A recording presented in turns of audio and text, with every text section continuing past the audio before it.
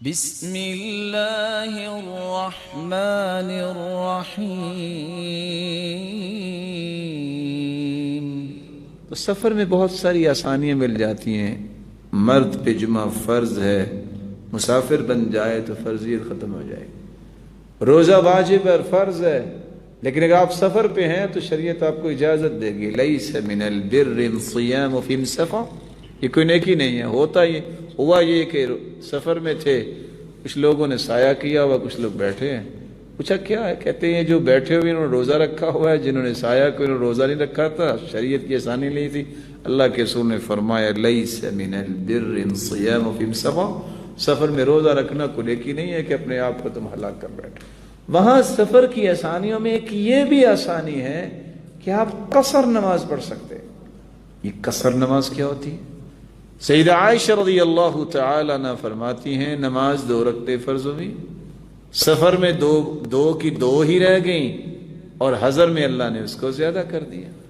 آپ جب سفر کرتے ہیں، کتنا سفر؟ جعل رسول اللہ صلی اللہ علیہ وسلم 3 فراسخ، صحیح مسلم کی روایت ہے 3 فرسخ اگر آپ سفر کریں تو آپ قصر کر سکتے ہیں۔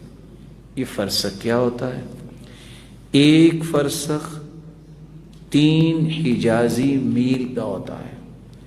تو 3 فرسخ، 3 کو 3 سے ملٹیپلائی کریں، 9 میل حجازی بن گئے۔ 9 میل حجازی کو اگر برطانوی کلومیٹر کے ساتھ چیک کریں تو 22.5 کلومیٹر بنتا ہے۔ آپ 22.5 کلومیٹر سفر کریں تو آپ قصر کر سکتے ہیں۔ صبح کی نماز 2 رکعت ہے تو 2 رکعت پڑھیں گے۔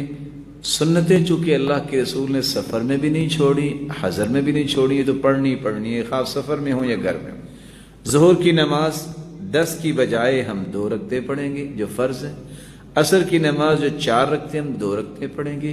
مغرب کی نماز 5 رکعتیں ہم صرف پہلے 3 فرض پڑھیں گے، سنتیں نہیں پڑھیں گے۔ عشاء کی نماز جو ہے اس کے صرف 2 رکعتیں پڑھنے کے بعد ہم وطر پڑھیں گے، کیونکہ اللہ کے رسول نے وطر بھی سفر میں بھی نہیں چھوڑا اور حضر میں بھی نہیں چھوڑا۔ آپ کتنے دن تک سفر کر سکتے ہیں اور قصر کر سکتے ہیں؟ جمہور کہتے ہیں اگر کوئی 3 دن سفر میں ہے تو 3 دن تک قصر کر سکتا ہے، لیکن شیخ البانی رحمۃ اللہ علیہ اور امام بخاری رحمۃ اللہ علیہ نے جو باب باندھا ہے، باب ابواب التقصیر، اس کے اندر جو حدیث لے کے آئے عبداللہ بن عباس کی کہ آپ 19 دن تک قصر کر سکتے ہیں۔ شریعت کی کتنی بڑی آسانی ہے۔